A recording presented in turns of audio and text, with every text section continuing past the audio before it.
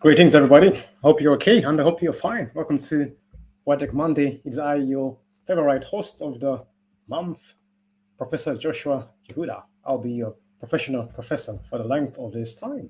Hope you're okay. Hope you're fine. So it is the Monday, the 5th of June, 2023, and it is the first Monday of the month, and it is World Environmental Day. 3 days in one, when I kill three birds with one stone. The first Monday, Poetic Monday, and World Environment Day. There are more, I'm sure there are plenty more days. I'm going to use this three, because three is a magic number. So if you're new, subscribe, share, and let me know.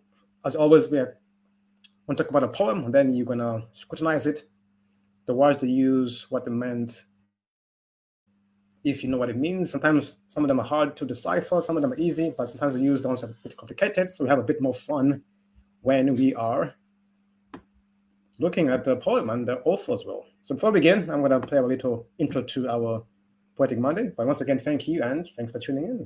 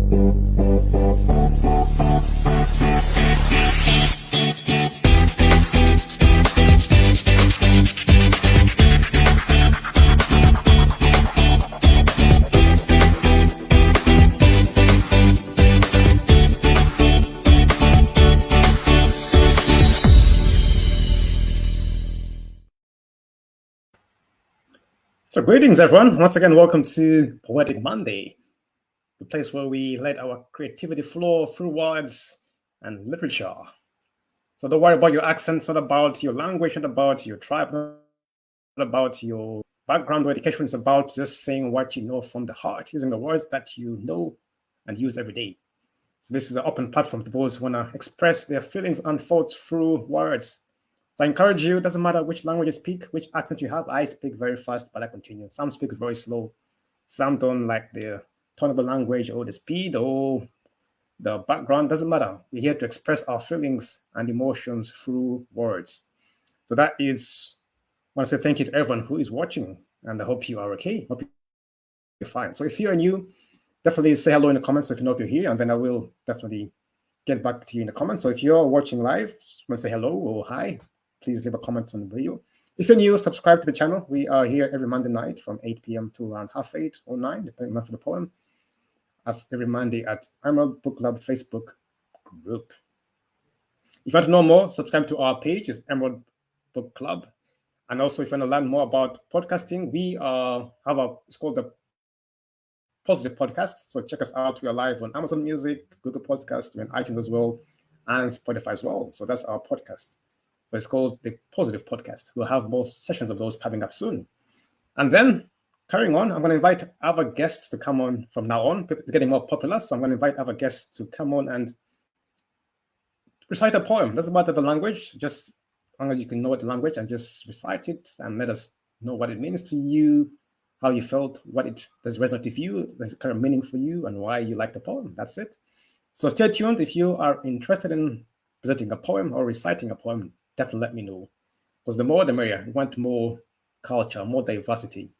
We have English poems, when some other languages, Swahili, Romanian, Chinese, Russian, Igbo, we have West Indian, we have all from the north. So we want more poems so we can have more meanings from different cultures of the world. So we have a bigger, better picture from different cities and nations and countries. So the more we learn, the more we understand. Sometimes we know only one thing and we're sure that is right because that is what we have been taught. So I have learned a lot during these sessions because sometimes you think or you assume that this is the writer and this is the English. Like, oh, no, actually, if you look back in history, they come from somewhere else, or what we assume because of a name, you think, okay, definitely this person is from here, but you read the history, where they're born, like, oh. So the more you research, the more you learn. So once again, welcome to today's poem. Today is about life and how life is a privilege. That is the title. Life is a Privilege by Ella Wheeler Wilcox. As always, I did not research. I just looked for a good poem. Why? Because if I research, I will know what to expect. But if I don't research, I pick a good poem.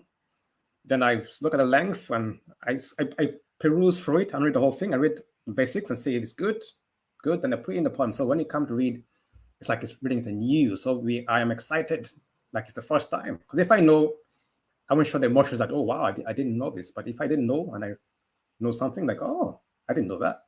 So it makes it more interesting. And definitely we're also going to read about the author, read her history. I always use Wikipedia. Feel free to show me another any other resource you can use, but definitely use Wikipedia. Apart from that, so I'm going to talk about life is a privilege. So if you're in the group, it's in the group. If you're not, I'm going to show my screen. So just in case you're watching the video after or you are not a member of the group. So Life is a Privilege by Ella Wheeler Wilcox. Let me share my screen.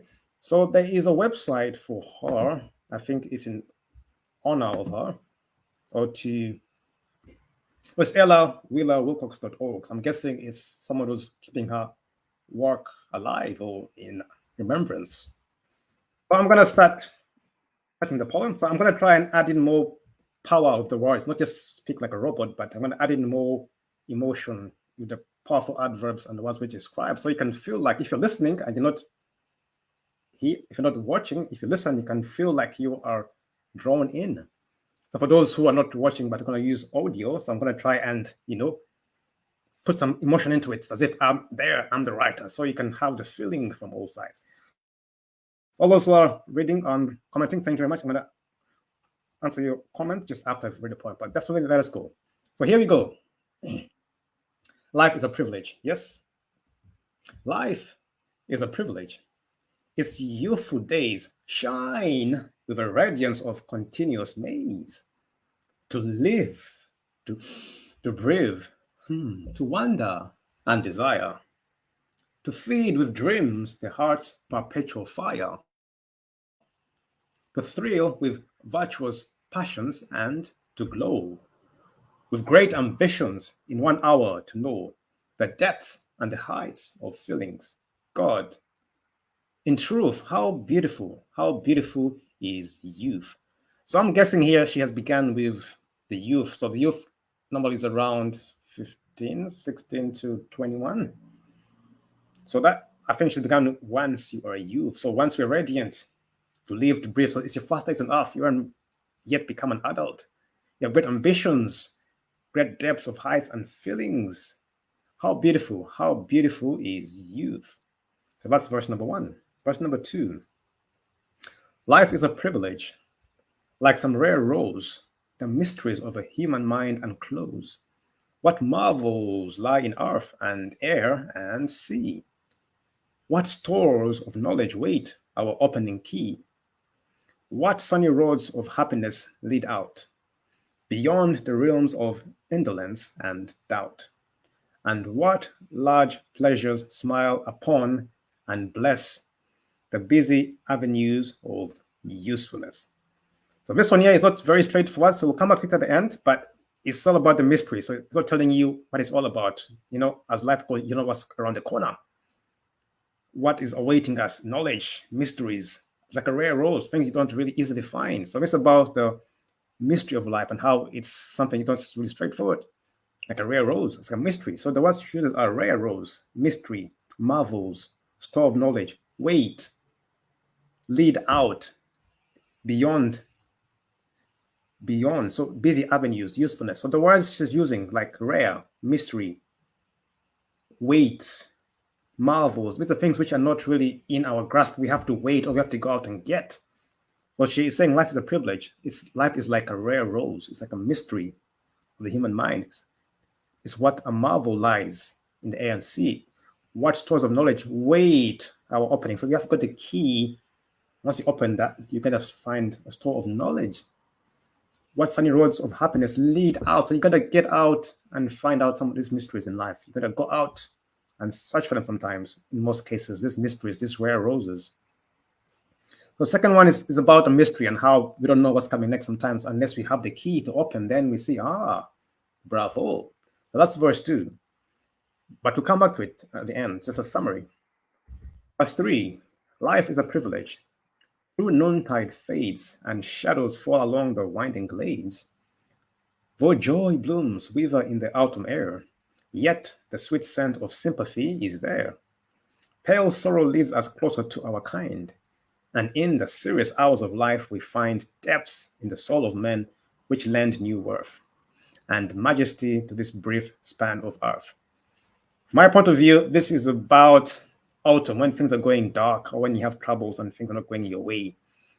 This is about when noontide fades. So the noon is when everything's at its peak, but when it's fading, evening times when the sun is setting and it's going dark. This is a time of when things are unsure and are not really positive. You are very unsure, a lot of maybe anxiety, maybe stress, a bit of worry, what's going to happen at night. You don't know what's going to happen next. So the words chooses are noontide fades. That means the sun is going into the dark. And shadows fall. That means that's it. Now your light is gone, and you're going to rely on your senses or your knowledge to find your way in the winding glades. Though joy blooms wither in the autumn air. Autumn air is when it's about to be winter. Yet a sweet scent of sympathy. So sympathy is when, I feel sorry that, oh God, the good times have gone. Summer is gone. So it's time to feel sorry for those who are feeling cold, cannot see properly, didn't find the key to knowledge, so they are stuck in the dark. And pale sorrow leads us closer to our kind. Pale sorrow, the words are sorrow. Pale and sorrow means, oh my goodness me, it's terrified. I'm hurt. So it leads us closer to our kind. And in the serious hours of life we find. So serious hours are not normally in summer. Summer is a time people are very light-hearted. So serious hours are normally when things are going bad. And that's like autumn time or winter. People are very serious. No time to laugh or joke about, because why? It's cold. You're going to pay your bills. Things are not going the way you planned. And if you didn't plan ahead, you are struggling. So these are the serious hours of life we find. That's when you find the depths in the soul of men which lend new worth. And the new worth is when spring comes again. So through these dark times that we think sometimes called night when we sleep is when we find the depths in the soul of men which lend new worth and majesty to this brief span of earth. So number 3 is about I'll say in small words, the hard times or the tough times, the challenging times, which is in relation to the seasons is around autumn to winter time. So you're about to enter, not really in there. So noontime fades is in the evening, sunset, it's not dawn, it's between sunset and evening time. Yeah, the shadows fall along. So it's not yet night time, but the shadows are falling. This autumn means between summer and winter. So you're in the gray area of, the good times have gone. Now you're anticipating a hard time up ahead. The pale sorrow. Pale means lack of. Sorrow means you have no joy in you. So leading us closer to our kind. And this becomes the serious hours of life we find. The depths in the soul of men which lend new worth. New worth comes what? In the dawn of the day. That is what? In the springtime. And this majesty, this brief span on earth. That's a bit about the third verse. The fourth one, life is a privilege. If some sad fate sends us alone to seek the exit gate, if men forsake us at the shadow's fall, still does the supreme privilege of all come in that reaching upward of the soul to find the welcoming presence at the goal, and in the knowledge that our feet have trod paths that lead from and must lead back to God. So, in my interpretation, if some sad fate sends us along to seek the exit gate, I'm guessing this is a death at the end, in my opinion. I'd like to hear someone else's opinion. Let me know. If some sad fate sends us all to seek the exit gate, so once we are, sad fate would be anything which leads you to death, in my opinion. That's what I'm interpreting. So what would send us is sometimes it's old age, sometimes it's accident, sometimes it could be a disease. Sometimes, in most cases, we die because of old age, disease, or accidents, or somebody is murdered in that case. So you're sent alone to seek the exit gate. If men forsake us as the shadows fall, still does the supreme privilege of all come in that reaching upward of the soul to find a welcoming presence at the goal, and in the knowledge that our feet have trod paths that lead from and must lead back to God. I'd like to know what your interpretation is. So it sounds like someone is dying to the exit gate, but yet if someone forsakes us when it's getting dark, so this is a time sometimes you have a partner or a friend or a job, but then when things go bad, they run away or they go or they die, they leave you and you're stuck by yourself. Isn't it? So that's what I am seeing here. I am feeling that. So when you're forsaken or when you're rejected, when you're alone and you can't find a way, then you realize, oh, so still does the supreme privilege of all come in that reaching upward of the soul. So that's when the supreme life comes in and says, I'm here. I've got your back. Some say it's like God lifting you up. You know, the pathway, the two footsteps, and one is one. Like what happened? Oh, that's where I was lifting you up.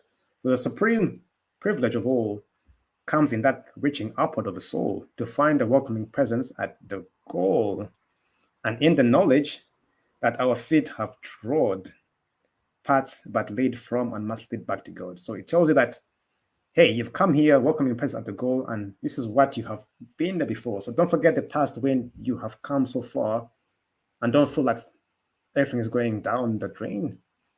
Because sometimes you feel like, you know what, I've done a lot. So you feel like the situation is bigger than you, so you feel overwhelmed. But this is saying, hey, look back where you came from.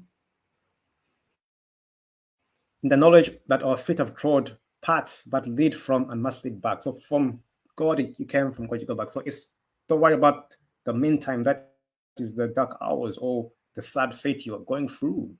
If someone has forsaken you, don't worry. Everything is perfect. It comes from God, ends to God. In the beginning, you are there. In the end, you will be there. So this is just the phase. Don't worry about being forsaken or rejected or being alone. It's going to pass. As usual, it's the season. It's going to pass. And don't forget where you came from. So those are the 4 verses of the poem. So life is a privilege. So in summary, it seems like she began the youth. Oh, look at the language. Youthful days. I'm in verse 1 now. Yeah, right here. This verse here. So life is a privilege. Shine, radiance. That's the beginning of life, or when the sun rises. To live, to breathe, to wonder, desire. To feed with dreams. That's when you are a teenager, 11, 12, 13, when you're led by your dreams. I've got a dream this, I want to be this when I'm older. Or when you're 9, 10. That's when you have, I want to be this when I'm older. I've got a dream. That's the time we feed our dreams with the heart's perpetual fire. Virtuous passions to glow. So glowing, great ambitions, depths, eyes of feeling, beautiful. That is terms used in youth in most cases. Because when you go older, sometimes we forget about this. We always stuck in the sad fate in the autumn. Most people, we are stuck in the sad fate in the autumn. Why? Because all our dreams have gone and we feel like this is it. Yet you're saying life is a privilege. So she begins with the youthful days and the passions. That describes the beginning of something. Anything in the beginning is always passionate, it's fun, it's good, like a new job, relationship, new house, new car. It's always a youthful part, isn't it? Because it's the beginning. So it's always great and, let's do this. But as time goes on, it starts weighing you down. If you don't let go of your dreams, then it starts becoming a pain or becomes a burden to you. And so that's what happens. That is in verse 3. But she says, life is a privilege. So, like some rare rose, the mysteries of the human mind are closed. So, what is saying that life is a privilege? It's also a mystery. Sometimes we feel like we're stuck, but if you have the key to go ahead, you got to go a bit farther sometimes. You got to go the extra mile. Some things you want are rare. It's like diamonds. They're rare, but when you get them, they're more valuable than 100 stones. Gold is rare. It's a rare rose, but if you get it, it's more valuable than most of the things you have. Like the parable of the pearl. A pearl is more valuable than many metals. If you get one, it's worth more than 100 or even 1,000 stones. So sometimes some things are rare, but you got to find them. When you find them, you find the mysteries. A marvel is something which is hidden and it marvel, like wow, it's something unique, which is hidden, but when you find it out, it's amazing. That's a marvel. They lie in the earth. So in the earth we have most minerals, most precious metals.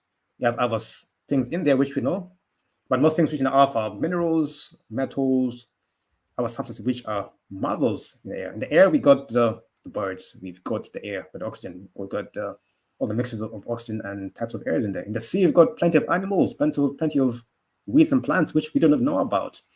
They say we only know 14% of the species of animals on this planet. So there's a lot more marvels which we do not know because we only see one of them, but there's a lot more we don't know in the sea, in the air, in the earth.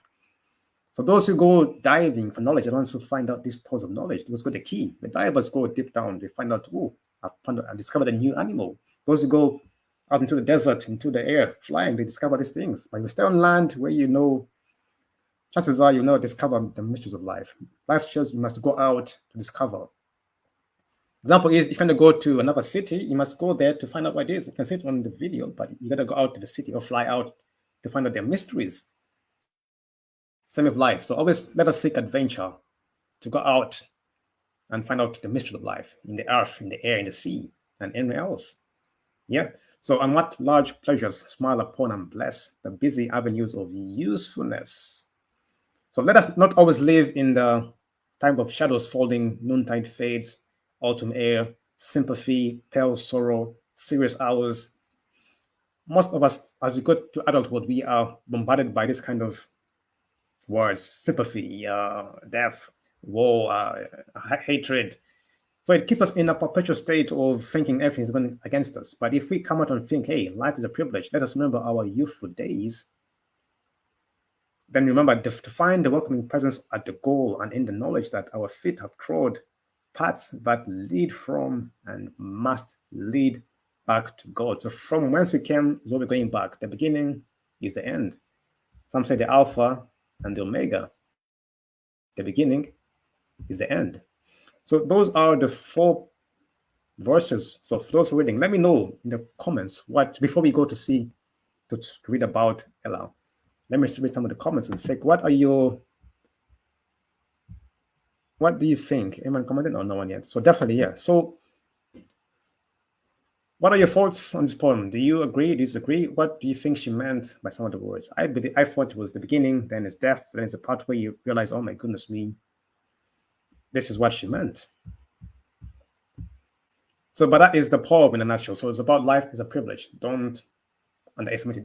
Don't spend it. Don't use it always worrying about other things which you can't control. It's like a season. Some is good, then it's bad, then it goes again. And it goes round and round. So you gotta go out a bit more and find out some things which you want to know, like the pressures of life. And all that. So I'm gonna, as always, talk about who Ella is. Let's see who the poet is. If you search in Google, you're gonna find there. So that is Ella Wheeler Wilcox. That is Ella Wheeler Wilcox. You can see a bit about her if you search in Google, look at the whole page.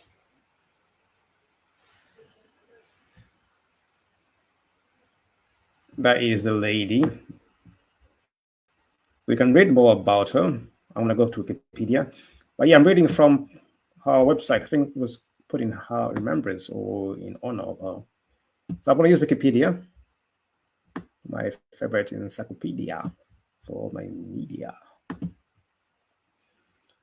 Good to know a bit about her. So I'm reading from Wikipedia application, the free encyclopedia. So Ella Wheeler Wilcox, born November 5th, 1850, died October 30, 1999. So she was only 69 when she died.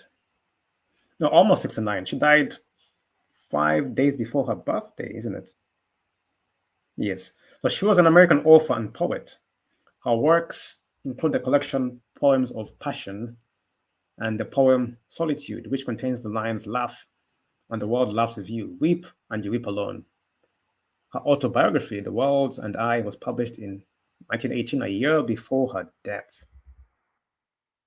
Which is nice, not too bad. But she was born in 1850 on a farm in Johnstown, Wisconsin, east of Janesville, the youngest of four children. The family later moved north of Madison after losing its wealth as a result of her father's failed business aspirations, and speculation. So the Wilcox's family held themselves to be intellectuals, and the mastery of the nuances of the English language was prized. During her childhood, Wilcox amused herself by reading books and newspapers, which may have influenced her later writing, in brackets most notably William Shakespeare, The Arabian Nights, The Diverting History of John Gilpin, and Gulliver's Travels, in addition to the few other pieces of literature that were to be had in her home. So at around the age of 8, Wilcox turned to writing poetry as an outlet. When she was 13 years old, her first poem was published. After losing her subscription to the New York Mercury and being unable to afford to resubscribe, Wilcox thought that if she could get a piece of literature published, she would at least receive a copy of the paper wherein her piece was printed. The piece that she submitted is lost, and Wilcox later admitted that she could not recall even the topic of the poem. So Wilcox became known as a poet in her own state by the time she graduated from high school. There's a lot more. I wouldn't read through all of it. So if you want to find out more, check out her. I want to look at her poetry. That's her biography.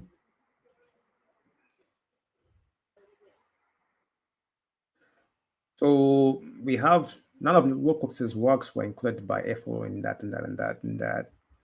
But she is cited in the Anthology of Bad Poetry, Very Bad Poetry. Sinclair Lewis indicates Barby's lack of literacy sophistication by having him refer to a piece of verse as one of the classic poems and that. So that's something else. These are some of the poems she has written. Man Worthwhile, Poem Solitude, The Winds of Fate, and much more. So her works, some of her works. So her works are Poems of Passion, Drop of Water, Maureen and Other Poems, Poems of Pleasure, Poems of Reflection, Poems of Cheer, Poems of Progress and New Thought Pastels, Poems of Affection, and Poems of Life. We also had some novels. Malmuli, a novel, A Devil's Life, Sweet Danger, A Woman of the World, Her Counsel to Other People's Sons and Daughters. These are some of the works. It is some are miscellaneous, some are adaptations. There's much more about her. So that is our poet or author for tonight. You want to read more? Read here. Ella Moon, a novel based on the life of Ella Wheeler Wilcox. Other links, you can see her website here, Ella Wheeler Wilcox, that's.org. We've got a lot more here if you want to find out more about her. Yeah, but definitely that is the author, struck poet for tonight. She was born in 1850, November 5th, died October 30th. I'm guessing that is 5 days before her birthday, age 68. And that is a patient was author, struck poet. Oh, there, you can see that, yeah. She was author, struck a poet. So that was her poem about life. So that is it for her. So do you want to look at the and read the comments below? So people are saying. So do you agree? I've seen someone said here they agree. I agree with your thoughts. Oh, thank you. Yes. So I would say because when you read, it talks about the beginning of life, talks about the poem. Yes, hello, Katerina. So I agree with you first. Thank you very much. Yes, so that's what I was asking. What would you think she agreed on? Because she's talking about life and then talking about death and what is happening to her. So let me quickly respond to this comment before we go. So yeah, I'm just gonna. I'll say thank you to that.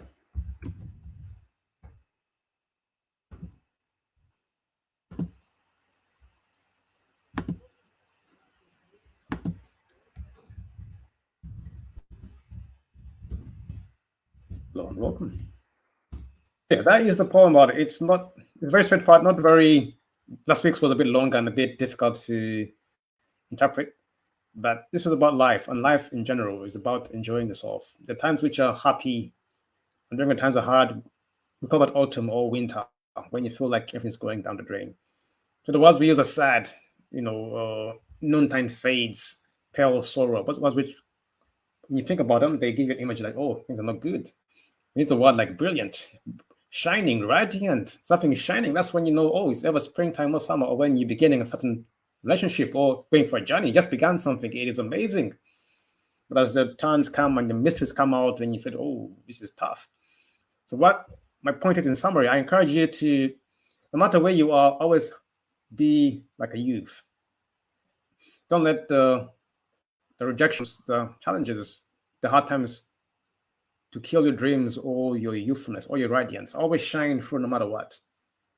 Especially now as adults, we are told, sometimes we're told shining is bad. People look at you, they're like, why are you shining? Why are you happy? It's like a taboo. But the key is you're going to lose your dreams and who you are just to fit in the crowd. So if you look at the poem, she says, life is a privilege. So find it, be radiant, breathe, wonder, desire, feed the dreams of heart's perpetual fire. Have your passions, glow, have great ambitions, find the depths and heights of feeling. How beautiful is youth. I say, how beautiful is adulthood. I add my adaptation. How beautiful is adulthood. Let us increase our youthfulness in adulthood. Let us be carrying on to be, to desire. As Jesus said, the Bible says the kingdom of heaven is only for children. Why? Because children have desire, they have dreams, they have goals, but we adults don't have them. So for us to get that happiness, that privilege of life, we must be like children. As in, we must be youthful, we must be radiant, we must be shine, be positive, be happy in order to get the ambition. Because if we don't, then it's always going to be winter in our lives. And trust me, that's not a good place to be. So life is a privilege. Let us find the rare roses of life, the marvels in life, the stores of knowledge in life, the sunny roads which lead us out to happiness. Let us find the realms, let's go beyond the realms of adolescence, doubt, sad fate, beyond the realms of pale sorrow, beyond the realms of being always serious, always crying, hurting, killing, meeting. Let's all enjoy the privilege we have on this life until some sad fate sends us alone to seek the what? The exit gate, until we are told that's it. It's time to go, my friend. Thank you, live your life. Goodbye. Find the exit right over there, mate. That's the exit. You've come in there. Time to go. And guess what? You go alone. When you die alone. Your friends, your family, you leave it behind. Your partner who loves you much, they will still cry with you, but you're gone. That's it. So let us think of that in that sense. There's one more comment. Remember, we are going to die one day. We're going to get someday. I'm being honest. Don't be afraid of death, but live life to the fullest. The life journey she described very beautifully, and no regrets at the big end. That's my point. Thank you. Yes. So have no regrets at the end. Don't live a life full of regrets. Yes, things will be hard. People will be against you. But if you give in, you lose. Because when you die, you alone are going to the exit gate. Those who hate you, those who laugh at you, are not coming with you. Don't forget that. Those who tell you, let go, don't do this. When you die, like, sorry, mate, you're on your own. So life is a privilege. Don't give it to others. Don't let it go for others to please others. When you die, it's perfect. You alone are going to seek the exit gate. Those who you're pleasing, who you're giving your time and energy, they'll be like, I'm so sorry. When you die, they'll cry for you. They'll move on. So life is a privilege. Find the mysteries in life. Find the marvels. Don't find the sorrows. They are there, but they're there for a time. Sorrows are there, but not forever. Live in radiance. Live in happiness. Find the marvels, knowledge. Go out, travel, find the adventure in life before you get to the gate. Because we all come one way, we all go the other way. So why don't be afraid of going the other side? When you're born, people are happy. When you die, people cry. Why? It's the same gate. It's a circle. You come, you enter the gate here, you leave, you finish, you go around, you go for the same gate, you die. When people die, people cry and they're why? What's the difference? The same gate. Just because you don't want to go, that is why. But it's when you enter, you're happy. That's the reason. When you're going, you're like, I'm sad. Why? It's when you're going to die, go to the bank. Like, I did this. I went to school. I had a nice girlfriend, boyfriend. I got a car, got a house. I went to this country, got to the bank. It's the same gate you came in. Life is the same gate. She said, we came from God, we're going back to God. So there's no way else where you're going to go and hide and die. So don't feel sad. Don't feel anger. Don't fear death. Enjoy your life. Find the mysteries and go. When you go to the gate, go to the bank like, yeah, I did it. I came for life. I won, and I'm going to do it. So that is the end of the poem. Life is definitely a privilege. I hope you take it and apply it to you every single day. When you feel down, come up with this poem. Look at the poem. Life is a privilege. Don't forget, every morning, say to yourself, life is a privilege, and I am privileged to be alive. Every night, when you feel bad, say, life is a privilege. When you feel going down, look at the world and say, life is a privilege. Don't forget, be radiant. Face the fear and be radiant and conquer the days. Life is a privilege. Have a great day wherever you are. It's me, your lovely host, Professional Joshua. Hope you enjoyed my company and my time. Definitely thank you. I have answered all the comments below. So thank you very much for those who tuned in. Watching afterwards, we are here every Monday night from 8 p.m. to 9 p.m. I'm looking forward for you, to come and present a poem, especially in your language. I know we have English, but I want you to present in your own language, which you're comfortable with. It's time to divert out and get other languages and cultures. Definitely. I'm looking forward to hearing from you. Have a great night, and we shall see you next Monday for Poetic Night. Take care and goodbye.